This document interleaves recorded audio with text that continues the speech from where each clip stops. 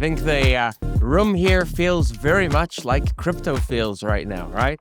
Doesn't feel like we're in the middle of a bull market, right?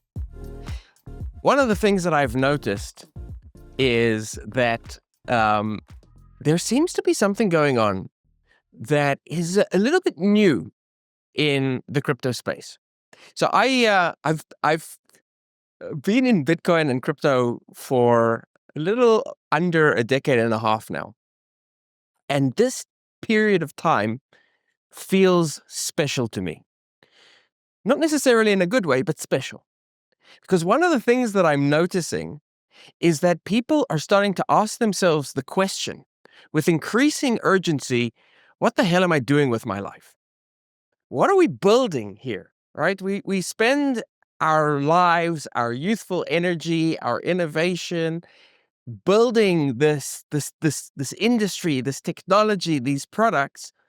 And then you look at sort of what we're actually producing, and it feels like we're producing a deeply exploitative and sort of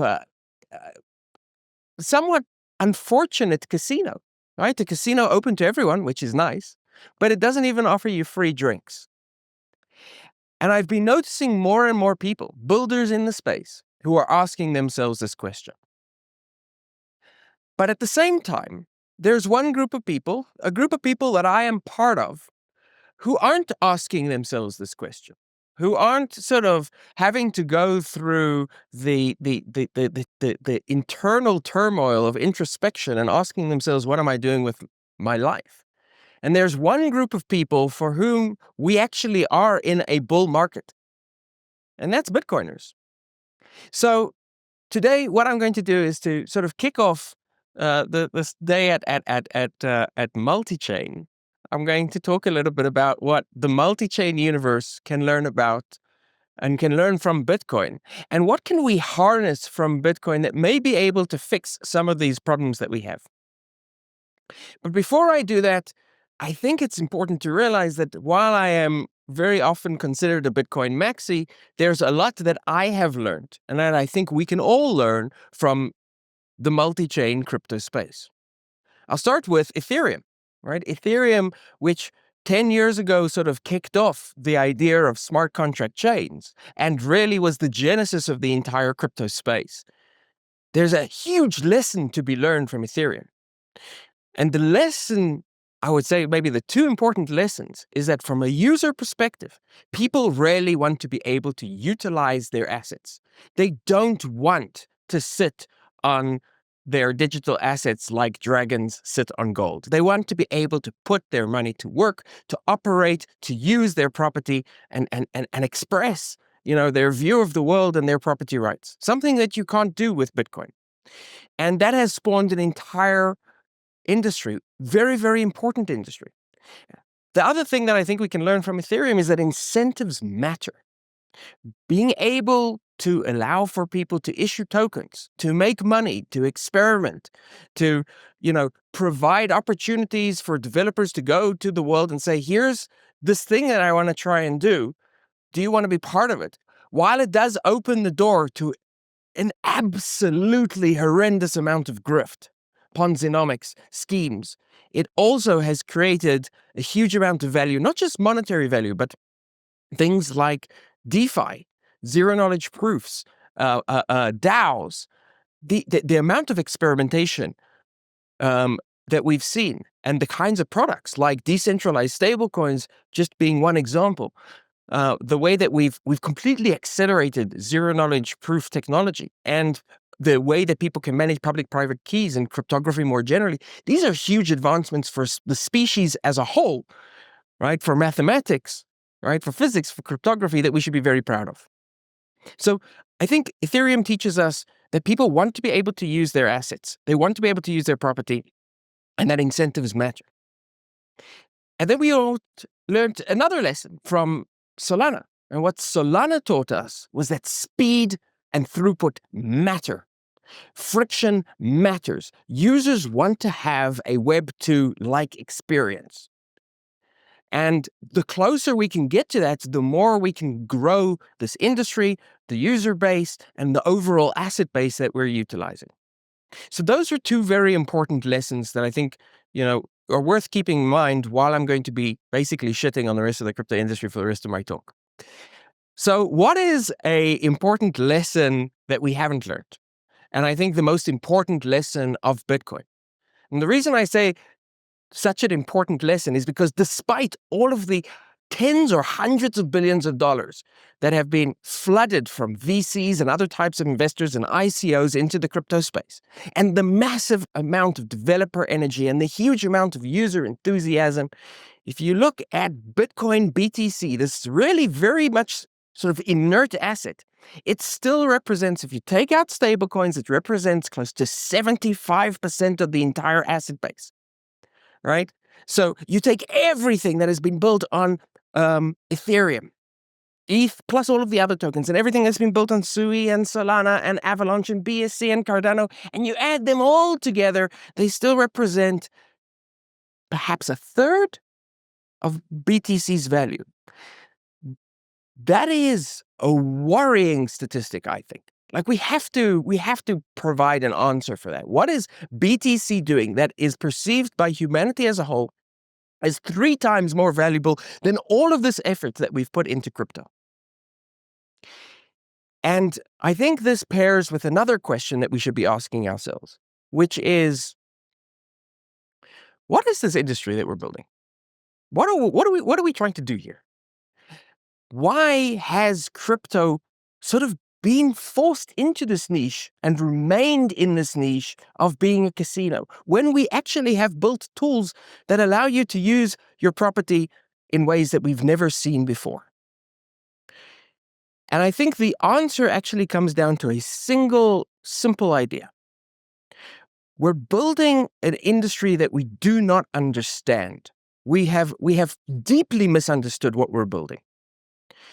Even this conference and the name that it has, right, makes an assumption that I think we need to examine.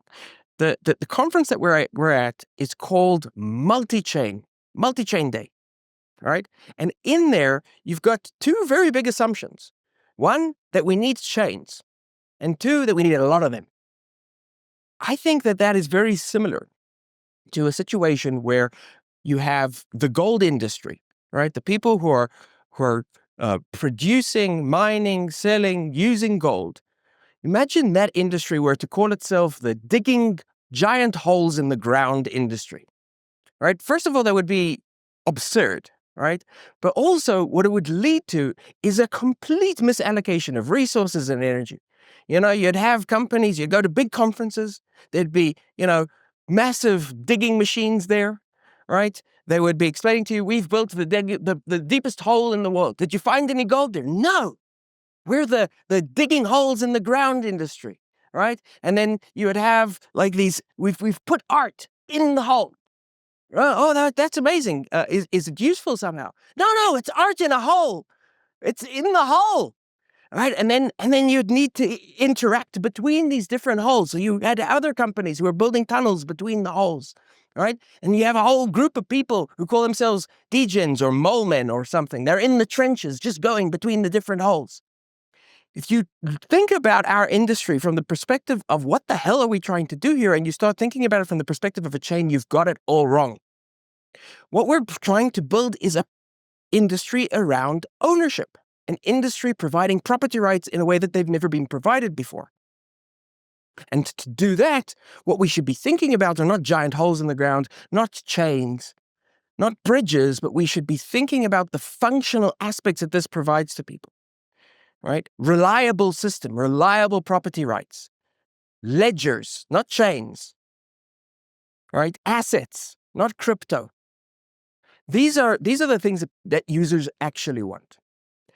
And I think what Bitcoin got really right, and the reason it's such a massive base, is because people trust it. People know that this is a system which is going to outlast them. It's going to outlast their pension, their savings, their mortgage. It means it's a system where you can actually have an asset which is going to outlast you, rather than you and the asset going to outlast sort of the software-like chain that is Ethereum or Solana that is constantly upgrading and sometimes not even working.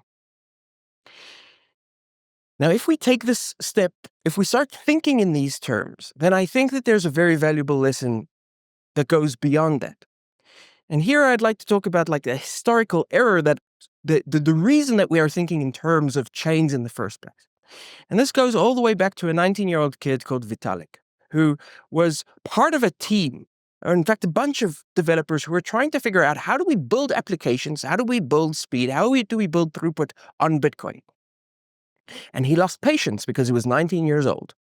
And so he said, let's just take the entire software and the entire VM and all of the data and shove it into a blockchain.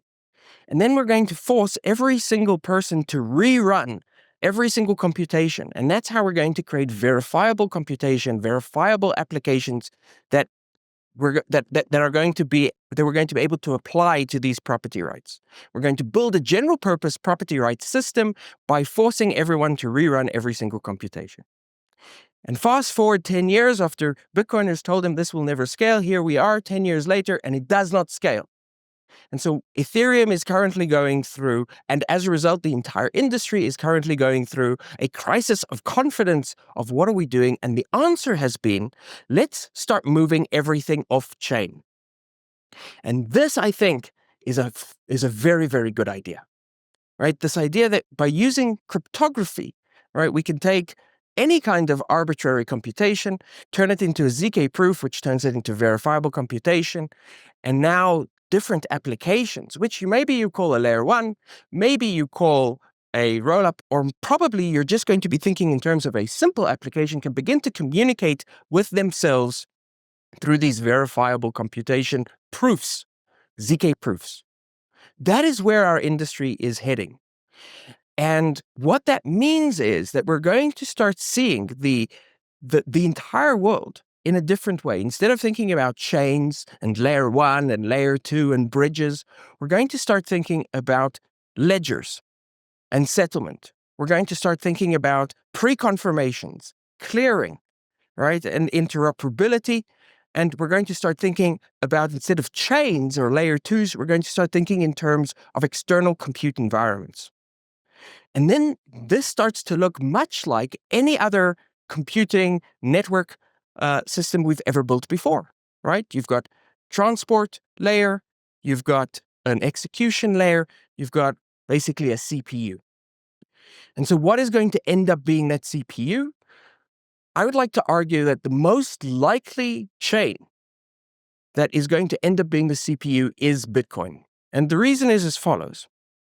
Bitcoin has three very big advantages. One we've already mentioned. It's permaware instead of being software. It's completely reliable. It's not going to change. You can put any asset on it with any lifespan of that asset.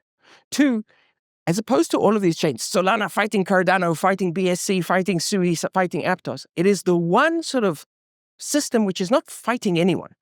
It has implicitly always been the center of our ecosystem. Bitcoin goes up, everything goes up. Bitcoin goes down, everything goes down.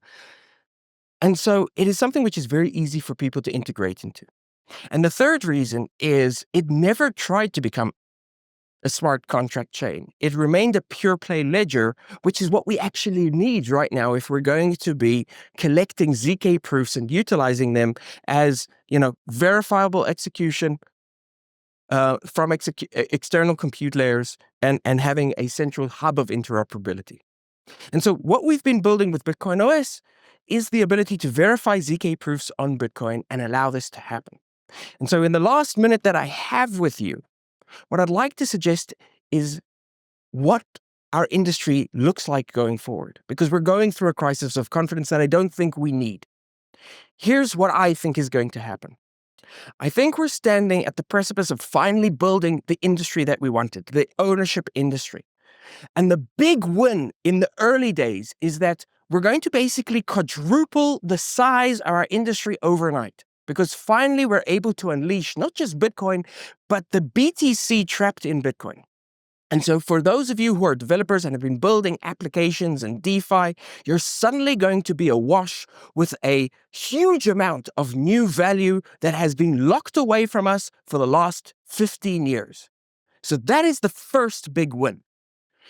Then in addition to that, we're finally going to be building an industry which is integrated with institutions, integrated with international finance, because it is reliable and upon which we can actually build long-term financial systems rather than just the gambling and casino, which is ephemeral and is the only thing we can really build on sort of software systems that are constantly changing.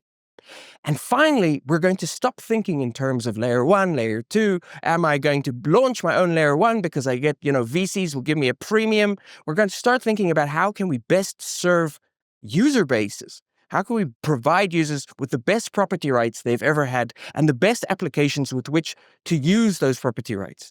We're going to become a user-focused industry. We're going to become the gold industry rather than the digging holes in the ground industry. We're going to become ownership industry rather than the blockchain industry.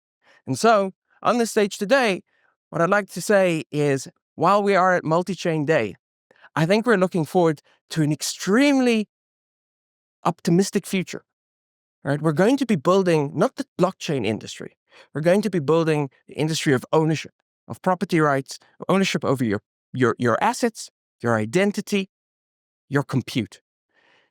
This is something the world wants, and I know this because I want it, and I'm pretty sure everyone in this room wants it as well.